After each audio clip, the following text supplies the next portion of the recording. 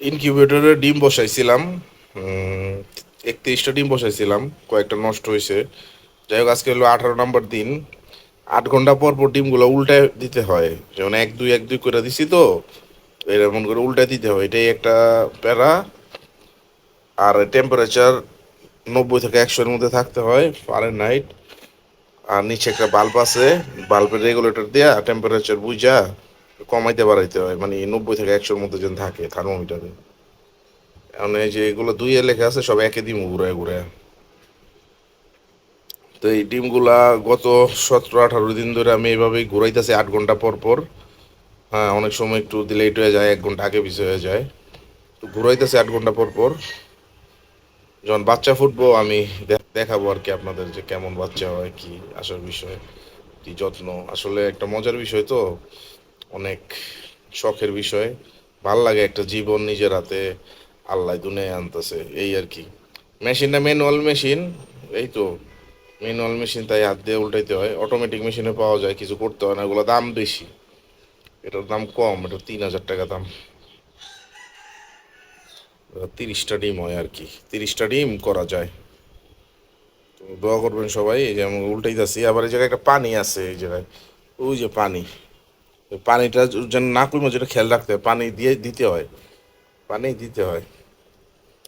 এক দিতেছি, দুই থেকে সব এক করে দিতেছি আমি।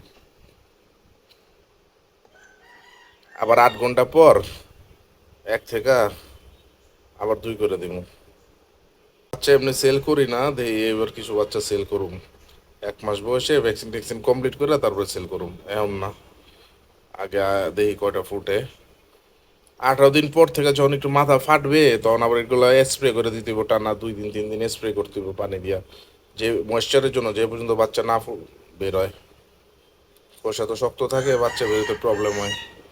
তো এর আগে আমি কখনো নিজে ইনকিউবেটর দিয়ে ডিম ফুটাই না, এটা আমারও এটা ফার্স্ট এক্সপিরিয়েন্স। ডিম চেক করছিলাম, আল্লাহর রহমতে জমছে ডিম। এখন বাকিটা আল্লাহ ভরসা। হালকা হালকা ফাটছিল ডিমগুলা। এখন দেখি, এখন বাজে রাত 2টা, খুলে দেখি কি অবস্থা। মাশাল্লাহ, একটা দুইটা বাচ্চা ফুটছে, আরো কিছু ফুটতেছে, ভাঙতেছে। খোসাগুলো চাপা দেওয়া উচিত, কজ খোসাগুলোর কারণে ওদের প্রবলেম হতে পারে অন্যগুলো ফুটতে। দেখেন কত সুন্দর, মাশাল্লাহ। আর বাকিগুলো কি অবস্থা? ফাটতেছে, এই যে, এই যে ফাটতেছে, এই যে ফাটতেছে, দেখা যায় সবগুলোই মোটে ফাটতেছে, আলহামদুলিল্লাহ। এই যে ফাটতেছে, একটু স্প্রে করে দিতে হইব যেন এগুলো ভালোভাবে ফুটে, ওদের গায়ে যেন না লাগে, ওইভাবে স্প্রেটা করে দিলাম। হালকা মনে ছিটা লাগছে, এই যে মাশাল্লাহ মাশাল্লাহ মাশাল্লাহ। যাক, ঢাইকা রেখা দেই। গতকাল রাত্রে দেখছিলাম 2টা বাচ্চা ফুটছে, এর মাঝখানে আমি কয়েকবার স্প্রে করছিলাম। এখন দেখি, এখন দিন 20 নম্বর দিন, কয়টা বাচ্চা ফুটছে? 1 2 3 4 5 6 7 8, মাশাল্লাহ। আর এই জায়গায় দেখেন, এই যে ফুটছে, তাপমাত্রাটা 100-র নিচে থাকা উচিত।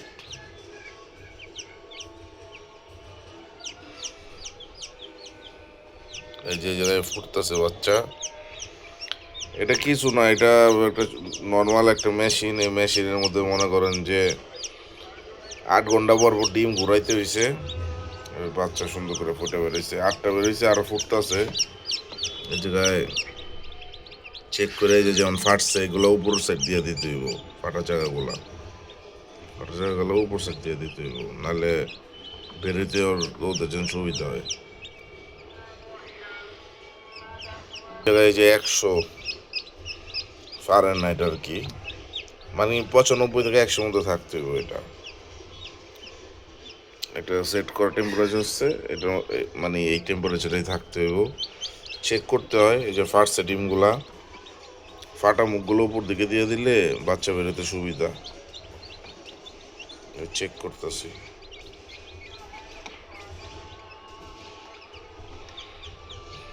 এটা ফাটে নাই। করছি। আচ্ছা এখন কি স্প্রে পরে করুম? স্প্রে করে দাও, বাচ্চা স্প্রে করো না, বাচ্চাটা কেমনে কি তাহলে? বাচ্চাটা সরে দাও, বাবা ইয়া ঢাকার মধ্যে বাচ্চাগুলো রাখিয়া মানে ডিম স্প্রে করতে হবে। হ্যাঁ ফ্যান চালান যাব না, না ফ্যান একেরে সদ্য বাচ্চা তো ধরন যাবো না। আর দুধ তুমি দাও না, ধরেন আপনি করেন, কেমন তো ধরেন আর ডিম আটকে গেছে, ধরেন খুলে ভাই করে এই যে ধরেন আমিও খুলে বের করি। ধরেন।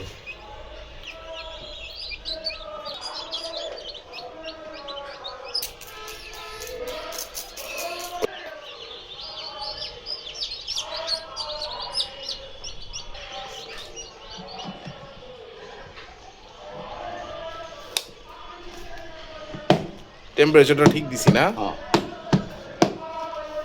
মানে আমি শিখছি কিছু। হ্যাঁ বাজে 3:20, আজকে 21 নম্বর রাত, কালকে সারাদিন শেষ হলে 21 নম্বর দিন শেষ হবো। দেখি কয়টা আছে, মাশাল্লাহ এই কয়টা বাচ্চা ফুটছে। এর মানে ইনকিউবেটর মেশিনটা ওয়ার্ক করছে খুবই ভালো। এই যেটা নতুন বাচ্চা, যে 1, এই যে 2, 1, এইভাবে 8 ঘন্টা পর পর ঘুরায় দিতে হয়েছে।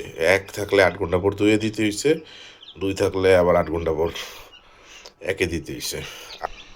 এই জায়গায় কী অবস্থা, এটা ফাটে নাই কিছু, এটা এখনো ফাটে নাই। এই যে এটাও ফাটছে, বেরোইতেছে। বেরোইব নাকি নষ্ট হয়ে যাইব এটা বুঝতেছি না। এটাও ফাটে নাই। 2টা ডিমে এখনো বেরোয়ার জন্য আর কি আছে, 5টা ডিমের মধ্যে। আর এই জায়গায় বাচ্চা হয়েছে, এগুলা নতুন বাচ্চা। তো এই আমি আরও মুরগির ভিডিও এগুলো পরিচর্যা দেখাবো একদম, একদিন বয়স থেকে কী কী পরিচর্যা করতে হয়। আপাতত কালকে 21 নম্বর দিন, সারাদিনই ইনকিউবেটরের ভিতরে থাকবো, এরপরে আমরা বের করব। বের করার পর কী করব এটা আমি দেখাবো স্টেপ বাই স্টেপ। তো ভালো থাকবেন, আসসালামু আলাইকুম। আর কারো যদি এমন মেশিন দরকার হয় আমার সাথে যোগাযোগ করতে পারেন। ফাইনালি বাচ্চাগুলোর ব্রুডিংয়ের জন্য ইনকিউবেটর থেকে বের কইরা এই আপাতত ছোট একটা খাঁচায় দিলাম ব্রুডিং করার জন্য। 24টা বাচ্চা পড়ছে মাশাল্লাহ, আমার দেখে একটু ভয় পাইতেছে। 24টা বাচ্চা মাশাল্লাহ। বাচ্চাগুলোকে কীভাবে আমি পরিচর্যা করি সব ভিডিও ধীরে ধীরে স্টেপ বাই স্টেপ আপলোড দেবো। ভালো থাকবেন, সুস্থ থাকবেন, আসসালামু আলাইকুম।